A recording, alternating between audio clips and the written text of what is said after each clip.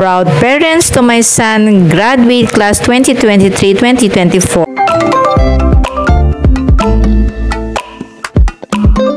Hello Trainee people! For today's video, nandito nga pala ako sa graduation ng aking pong anak. So ito, preparation pa lang ito. Ayan, makikita natin yung mga teacher, nagpapapicture po sila.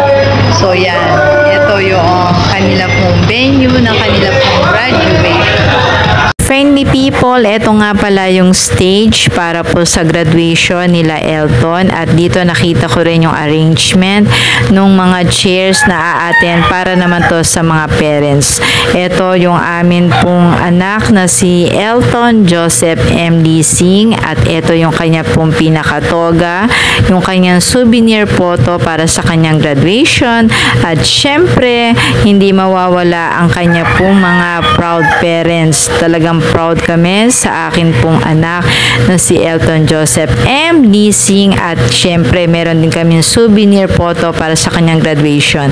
Class 2023-2024 ang kanila pong section Kelvin, proud advisor na si Sir Philip Mayo at yung kanya pong mga friends, at syempre si Madam Principal po ng San Jose National High School, at ito na po ang mga proud parents na umattend po para po sa graduation ng kanila pong batch. Ang daming mga proud parents po dito sa kanila pong graduation, at ito na nga, magi-start na nga po ang program.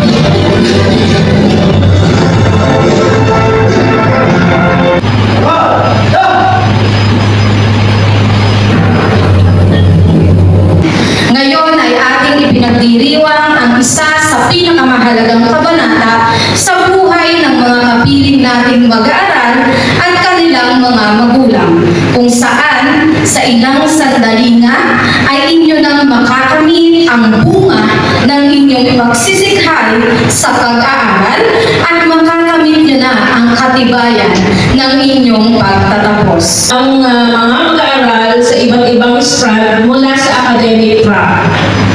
Mula po sa accountancy, business and management na binubuo ng 30 batang lalaki at 37 batang babae.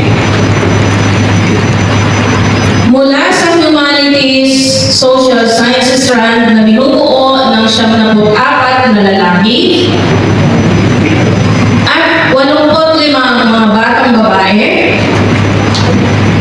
Mula sa science, technology, and engineering and mathematics na binubuo ng 20 lalaki at 20 na batang babae.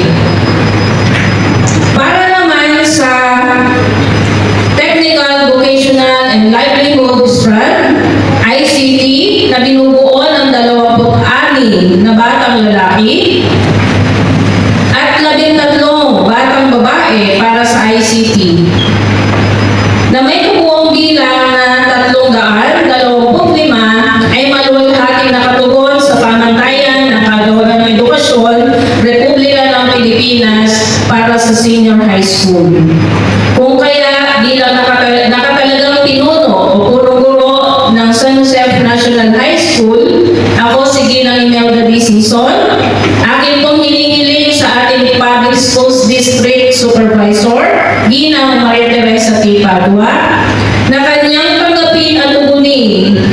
At gayon din, hinihiling ko po sa ating pong ginagalang na Schools Governance Operations Division Chief, Dr. Wilfredo R. Sison, na kanyang pagtibayin ang kanilang pagtatapos ngayong ika-29 ng Mayo, 2024, taong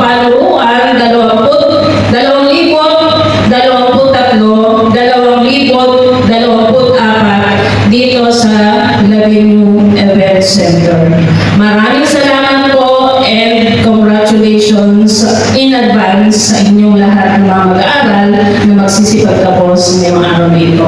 Maraming salamat po. Dakilang mali.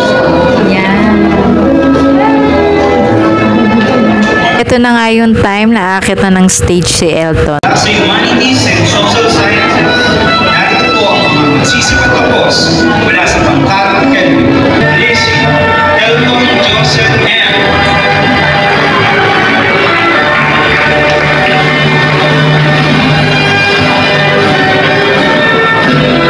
Lawrence Roman L.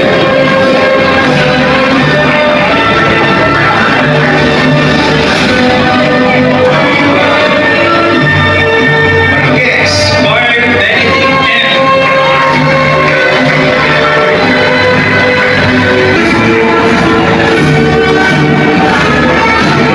Reyes Jillian Andre C. Proud parents ng mga graduating students.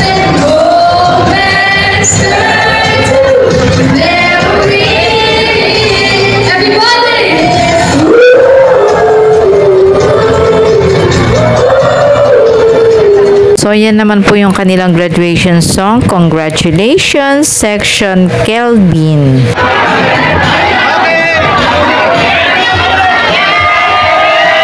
Elton together nung kanyang mga classmates. So, aside from classmates, meron din silang picture together ng isa sa kanyang naging best friend na si Jimboy. Proud to you, anak, at ikaw ay nakatapos na ng iyong senior high school. Masaya kami ng papa mo dahil yung iyong journey, kahit na ano pang nangyari, ay talaga naman po nagpursige ka at ipinagpatuloy mo ang iyong pag-aaral. Thank you so much kay Sir Mayo at sa lahat po ng teacher ng San Jose National High School sa kanila pong paggabay sa akin pong anak. Thank you so much po. Ang kanilang pagtatapos ngayong ika-29 ng Mayo, 2024, taong panuruan 2023-2024 dito sa Lavenu Event Center.